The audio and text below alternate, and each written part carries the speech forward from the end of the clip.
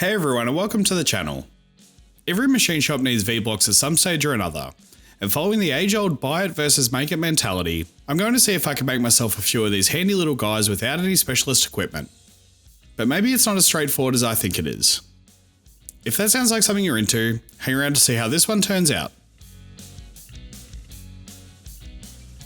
So this one starts off with a hunk of 45 by 45 mm 1045 steel, but it's anything but square, so I'll get on to fixing that now.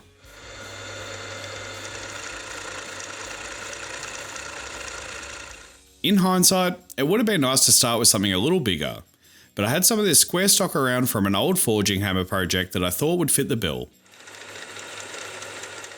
V-blocks are one of those things that are supposed to be quite precise, and let's be honest, being that precise isn't really my strong suit, but I think I should be able to get something usable from these if I take my time and tread carefully.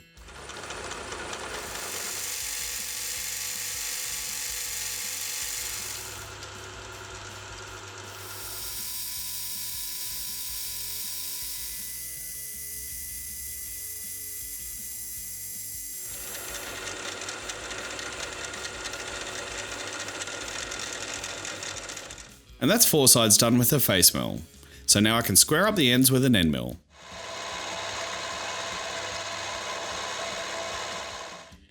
This end mill doesn't have much life left in it, but hopefully it can get us there.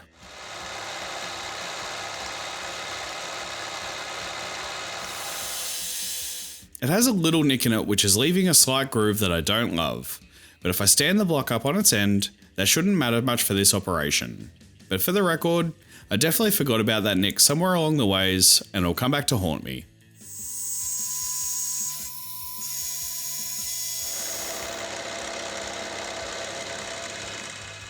Now that's enough boring squaring up stock filler.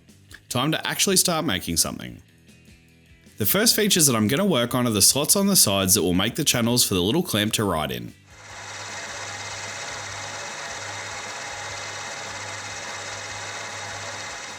I'm trying to plan ahead a little here. There won't be a whole lot of this block left after I cut the V's, so hopefully this will give me something to clamp onto for some chance of squareness in this part.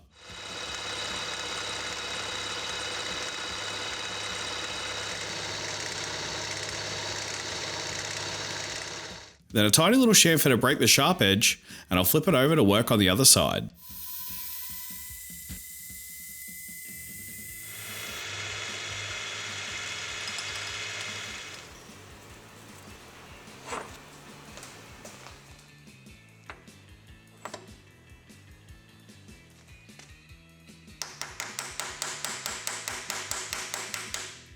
Which I apparently got scared of and decided coolant was a good idea on. These channels are about 8mm or so deep, and they could have been a little deeper, but the overarching fear that I have on this project is that some twisting and warping from the heat treatment later on, and more mass should limit it as much as I can, I think.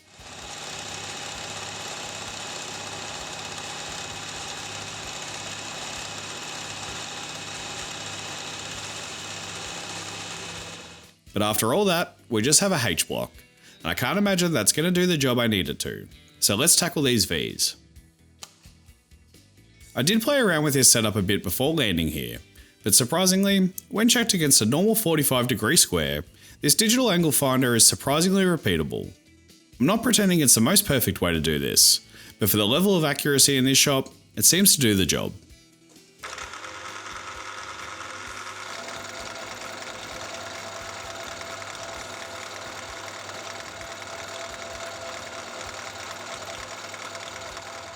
And it's time to get roughing. It never ceases to amaze me how much material these things can chew up. I'm not very brave, and I'm sure these could go a little harder, but I'm at about 3mm step over and 2mm depth of cut on these, and it doesn't seem phased. But the trade-off is surface finish. It does look a bit rough, so I'll try and clean it up a little with a regular 4 flute number. The finish isn't crazy important to me here, as I'm going to grind these a little later, and the abrasive should smooth all this out, but less grinding in my janky grinding setup later on sounds like a good move.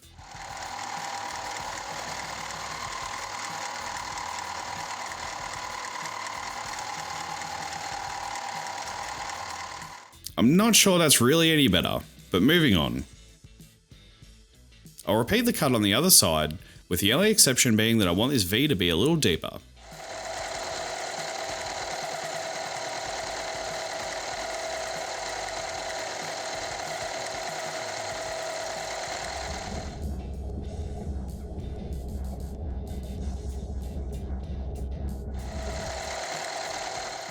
And if it matters to anyone, I've basically done no math on this bit to figure it out.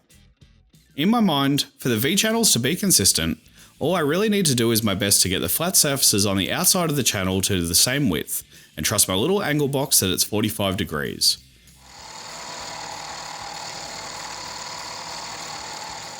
If all goes well, that should leave the center line of the channel in the center of the block.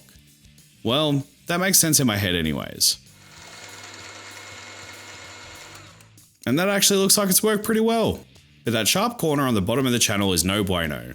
We need to remove it for round stock to actually be able to sit down against the 45-degree sides. And it will also make a stress riser which could lead to a crack through the block when heat treating. And as inspirational quote for the day, heat treating is like life. Crack kills.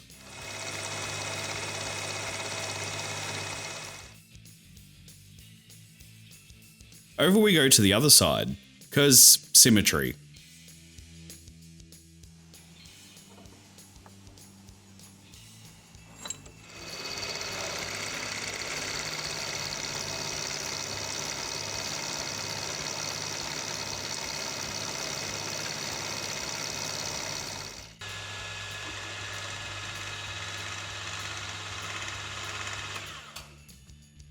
And that's the block part of the V blocks done for the moment. Before I heat treat them, I want to work on the clamps. Well, when I say clamps, I had dreams of making a pair, but time got the better of me on this project, so one will have to do. I'll start with some deliciously gummy hot rolled bar, turn down to about 20mm in the lathe, and run a drill bit through for an 8mm tap. Then part it off and clean it up.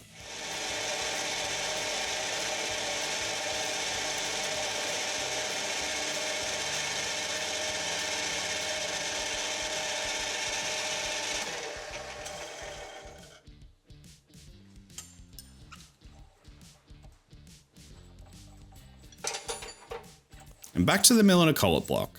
Center it in and cut some little slots to give me a flat area to join the arms to, and then get them sliced up.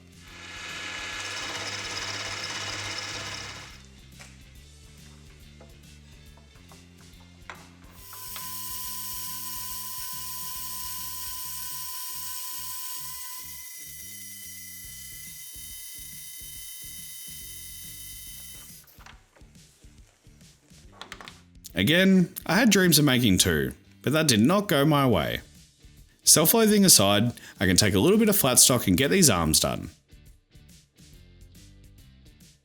When it comes to the design on this one, I thought it would be easier to make the stock long enough to machine these from one piece of flat, so I could square up both ends of the plate in one setup, and then just repeat all the same moves with the DRO on both ends.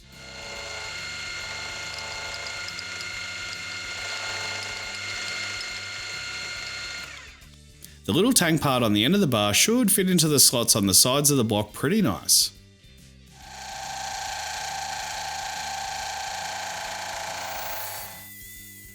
So now I can just hog out to the lowest point where the shoulder section of the arm will meet the little round boss we turned earlier. And repeat the operation on the other end.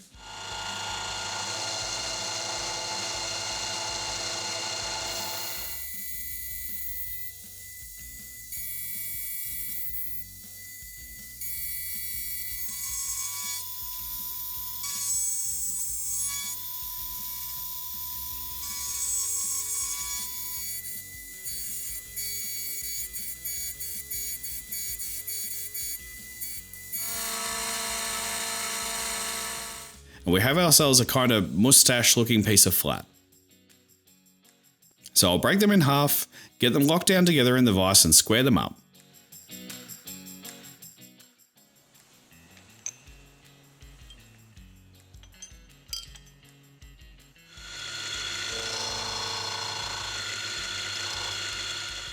Before going any further, I do just want to say that I'm sorry. As mentioned before, I was running a little short on time for this project, and I welded these together, without the camera turned on, then got self-conscious about my welding, and decided it was a better idea to cut these in a little before turning the camera back on.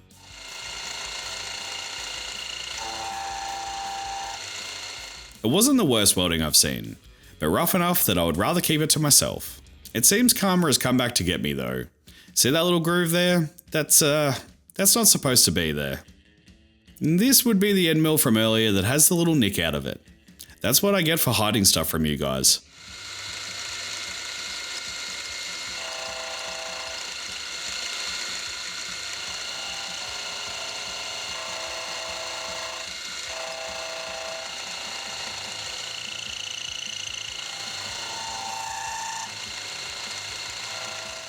But I hope you can forgive me.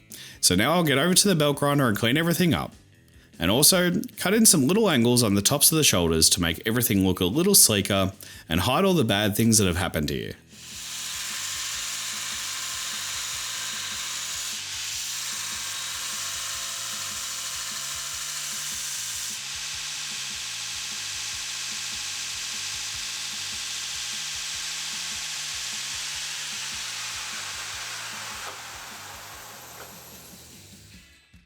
It actually turned out not bad, and the fit is pretty good on the block, so I can move ahead and get the blocks ready for heat treating.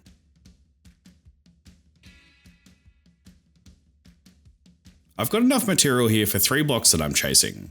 2 is a match pair for general V-block stuff about 60mm in length, and another shorter block to go into my mill vise to help hold round stock in the jaws.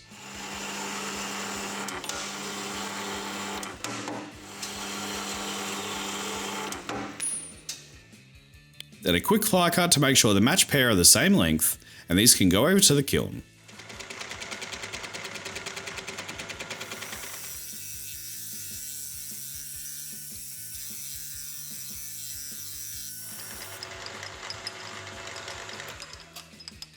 There is a 4th little guy here. I'm not sure what he would be good for, but I think I'll call him Jerry. And he can come along for the ride with the other 3.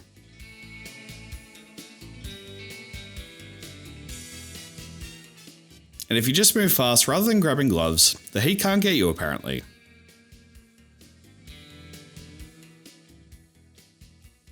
After a little soaking time, these can get quenched in oil and then go in for a temper while I finish off this clamp.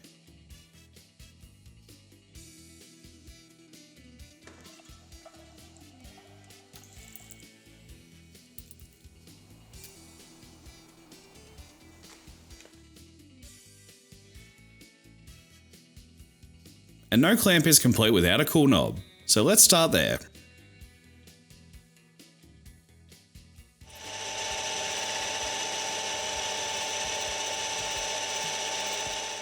It's been a while since I made anything with brass, and I've forgotten how nice it is to turn.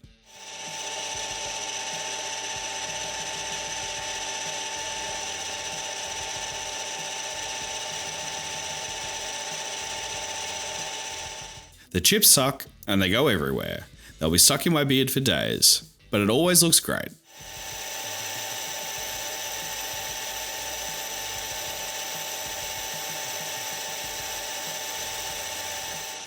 Then I'll give it a little whirl with a nail, blow it off, and start working on a radius with a button insert.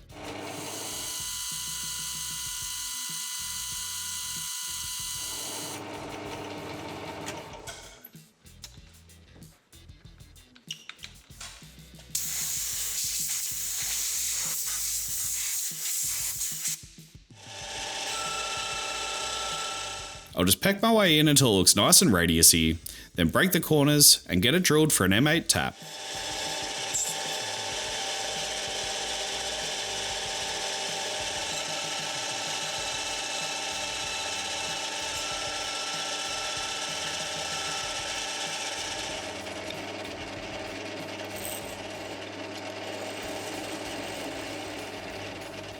Then using this very flash tap wrench that a handsome young man made in another video, I'll get this thread cut to match a bolt that's going to become my lead screw. Then drill and ream a little section that will house the head of the bolt. And apparently, I forgot to turn the camera on when I parted it off. But yeah, that definitely happened. Time to change out the 3-jaw for the collar chuck and get this bolt locked down. Then turn the head of the bolt down to a nice fit on the ream section in the knob.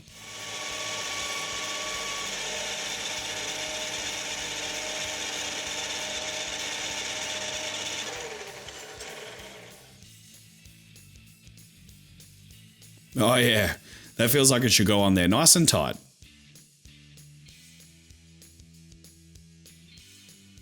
Oh god, don't get stuck on there now. Then I can flip the bolt over and remove a little section of the thread.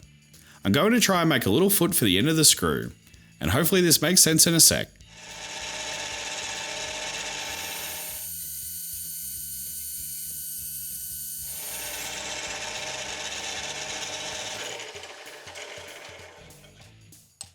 For the little brass foot, I'll whittle down some more brass and then bump in a little radius with that button insert again and knock on a little chamfer.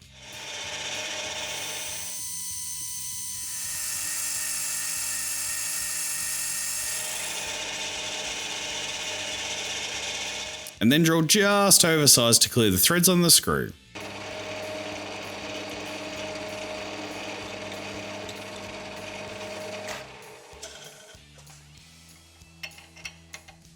And that looks like it should spin somewhat freely. And now I can go over to the mill to get centered up and cross drilled and tapped for a grub screw.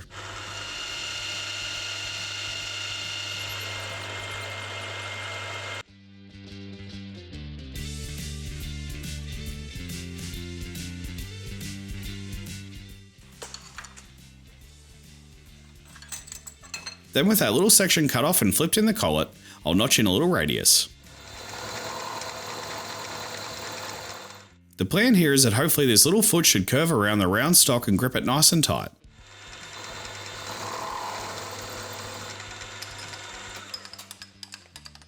But with a test fit, I didn't really nail it. I didn't plan well enough, and that doesn't sound like me at all. This whole contraption is a little too tall. It works quite well, as far as sitting on the end of the screw, but it doesn't allow much room for anything underneath. I think I can save it though. I'll cut the radius all the way down until it meets the bottom of the bore we drilled earlier, and I did shave a little off the top on the grinder to give me all the room I could get from this part. It's not ideal, but moving on. To lock the knob in place, I'll splash a little retaining compound around and get that bolt screwed in nice and tight.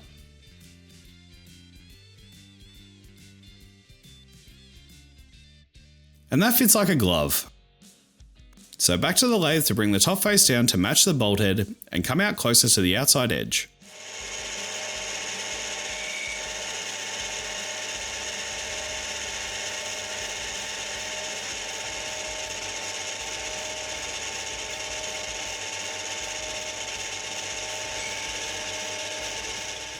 Then a little polish with some Scotch-Brite, and that's looking quite handsome. For the final step on the clamp, I'll give it a brush down with some cold blue and get it into my weird little bath of green hydraulic oil from the last video, and that can soak while we tackle the scariest part of this whole thing.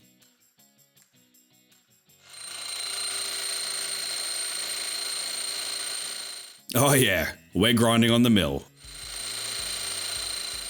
Now as a disclosure, I don't really recommend this at all. It does seem to work in a pinch, but the cleanup is awful.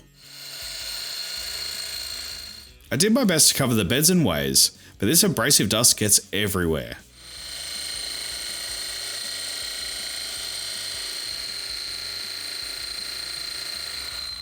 And as something else that I learned, these toolroom wheels have a little plastic ring in the center that I assume was bonded to the abrasive. It is not. If you make an arbor to do this, you really need to make sure it clamps onto the abrasive itself. Just ask me how I know.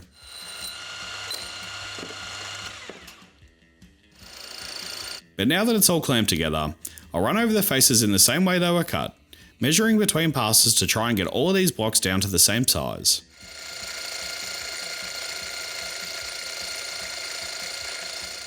Another little thing that I encountered is that as you dress the wheel down, it exposes more face to the work, greatly increasing the surface area. And without coolant, surface area here means more friction, and more friction means more hot air. But that's all ground in, so let's bring this home. So I'm not going to call this project a failure, but to be honest, a lot of things really didn't turn out the way I'd hoped. Considering how I made this clamp, I'm pretty happy with how it's turned out in looks and operation, but it does have some drawbacks. My lack of planning from earlier means I don't have a huge amount of clamping range with a brass foot on. I can take it off and get the full height of the block, but with the clamp on, I can only get a 20mm round into the large side of the clamp. But the important thing here is the blocks. And now I don't have a surface plate, so I can't really measure them as accurately as I would like. But from my measuring, I have about 0.14mm of variance over the length of the two blocks, which may or may not work for what I need them for. I'll most likely still grab myself some properly made ones at some stage or another, but I'm sure these will be helpful at some stage to me. The grinding itself aside from the cleanup actually turned out to be not too hard. I got through the main blocks just fine, but Jerry, whilst a true soldier, he didn't make it. This was a pretty different project for me, and I've been wanting to play around with grinding on the mill for a while, but I don't think I'll be rushing back to try it again anytime soon. Now if you'll excuse me, it seems I have a late night of cleaning ahead of me. Thanks for hanging out everyone. If you liked the video, please consider giving it a like and subscribing to the channel. See you on the next one!